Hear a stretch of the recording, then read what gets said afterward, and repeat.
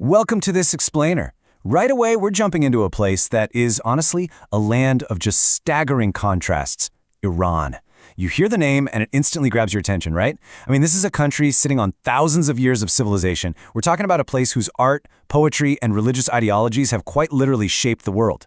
It's famous for the brilliant blue of its turquoise, those incredibly intricate carpets, the smell of real saffron, the pistachios, the whole shebang. But on the flip side, it's also heavily sanctioned, knocking on the door of nuclear power, and tangled up in some of the most intense geopolitical conflicts on the planet.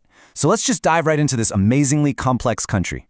Here's the roadmap for our explainer today. We're going to cover 1. The paradox of Iran, 2. Geography and survival, 3. Empires and culture, 4. The 1979 revolution, and finally, 5. Geopolitics and the future. Okay, let's kick things off with part 1, the paradox of Iran.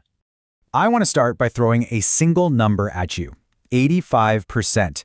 That is the estimated literacy rate for women in Iran right now. Just think about that. It paints a really clear picture of a female population that is highly educated, super capable, and incredibly driven. But, and here is where we hit that massive paradox. Despite having these incredibly high education levels, women in Iran are facing some really severe social and political struggles every single day. So you have this highly educated demographic, right? But they're forced to navigate a super rigid system that puts huge restrictions on their basic independence. It's this massive, glaring contrast between what the people are capable of and the tight confines of the state system they live under. Actually, if you really want to see how deep these complexities go, you don't have to look any further than the Iranian flag itself. It's packed with meaning. The green band represents Islam, prosperity, and growth. The white is for peace and balance, and the red at the bottom stands for courage, sacrifice, and revolution. But look really closely at the borders between those colors. You'll see white Kufic script repeating the phrase Allahu Akbar exactly 22 times, which actually immortalizes the date of the 1979 Islamic Revolution. And then right in the center, there's a red emblem. It's a geometric design of the word Allah, but it's shaped like a tulip. And in Iranian culture, a tulip is this incredibly powerful symbol of martyrdom. So you can clearly see how religion, revolution, and national identity are just entirely woven together here. Moving right along to Section 2, Geography and Survival.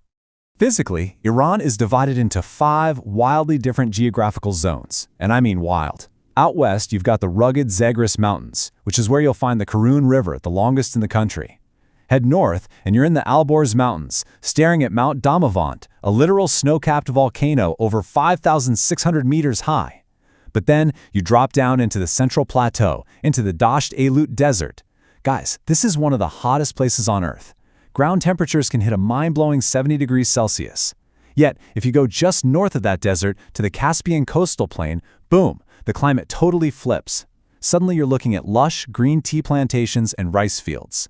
And finally, down south on the Persian Gulf coast, you've got this hot, super humid zone that serves as a massive international oil hub. It's literally a land of absolute extremes. So that begs a pretty big question. How on earth do you survive, let alone build a civilization, in a place that is mostly arid and desperately short on fresh water? Well, the answer is just brilliant. About 3,000 years ago, Iranians came up with this engineering marvel called the Qanat system. They figured out how to tap right into the groundwater at the bases of mountains. Then they dug this massive sprawling network of underground tunnels, and they sloped them perfectly, so gravity alone would carry that water across vast distances to these dry cities. And they didn't stop there. They connected these tunnels to things called badges or wind catchers. Hot desert air would flow down these towers, get cooled by the underground water, and naturally air condition the rooms above. They could literally make ice in the middle of winter using this. How cool is that?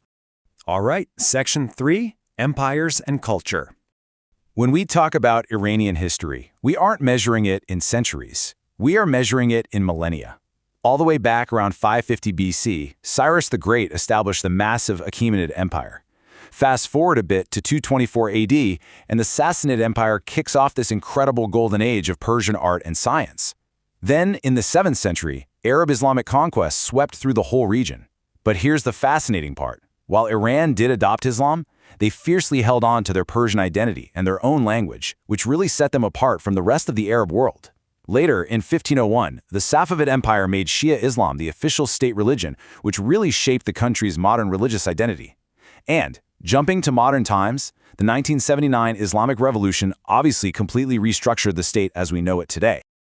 Let's jump back to that very first empire for a second, because there's an artifact you absolutely need to know about, the Cyrus cylinder. This was issued by Cyrus the Great, and it is a huge deal. Historians widely consider this ancient clay cylinder to be the world's very first charter of human rights. It literally decreed religious freedom, protected the rights of minority communities, and called for an end to slavery. It's an amazing testament to these really early Persian ideals of justice.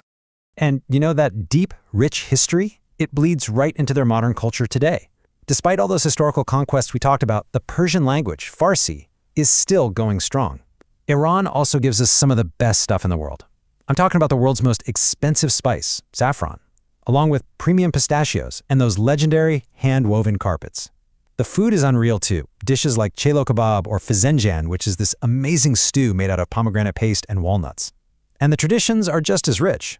Traditional wrestling is still a huge cultural pillar. And every spring, Iranians celebrate Nowruz. It's this beautiful, vibrant New Year festival that they have been celebrating for over 3,000 years. Which brings us to Section 4, the 1979 Revolution. The 20th century in Iran saw a huge ideological shift.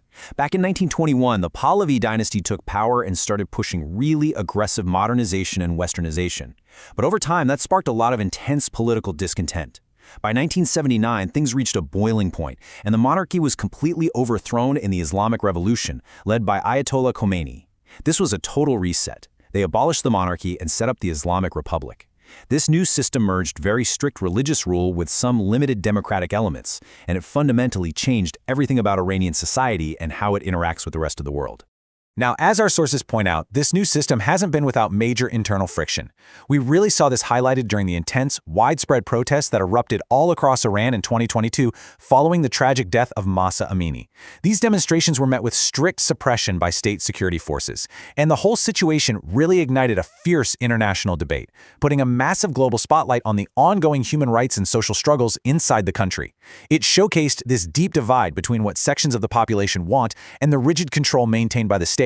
And looking to the future, the source material we're analyzing highlights some incredibly provocative claims about how volatile this region could be. For example, there's a very specific explosive claim presented that on February 28, 2026, Supreme Leader Ali Khamenei is assassinated in a joint military operation by the United States and Israel. Now, to be perfectly clear, this is a claim from the source, but it is framed as a massive catalyst, an event that could plunge Iran, the wider Middle East, and its global adversaries into a massive conflict, potentially even triggering a third world war. It really underscores just how intensely volatile the geopolitical situation is perceived to be. And that leads us perfectly into our final section, Part 5, Geopolitics and the Future. You might be wondering, why does all this internal friction and regional tension matter to someone sitting halfway across the globe? Well, the answer is right under the ground. Iran is sitting on the fourth largest oil reserves in the entire world and the second largest natural gas reserves. That is huge. Even with decades of really heavy international sanctions trying to limit their trade, Iran is still an absolute titan in the global energy market. They just have so many resources that any instability inside Iran sends immediate, massive shockwaves straight through the global economy.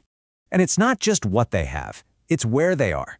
This brings us to a massive geographical choke point, the Strait of Hormuz. A staggering 33%, literally one-third, of all the world's maritime oil trade passes right through this tiny, narrow waterway that borders Iran. If some kind of major military conflict broke out and that strait got blocked, global oil prices would skyrocket overnight. It would cripple economies all over the world. Iran's location on the map just makes it impossible for the rest of the world to ignore.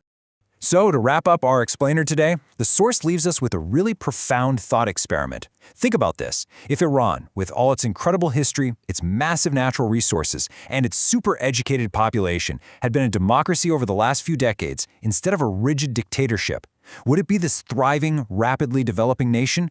Or would Western powers and unavoidable geopolitical conflicts have ended up dismantling it anyway? It's a really complex what-if, right? But it definitely challenges us to look past the daily headlines and appreciate this immense, often misunderstood masterpiece that is Iran. Thank you so much for joining me today, and as always, keep questioning.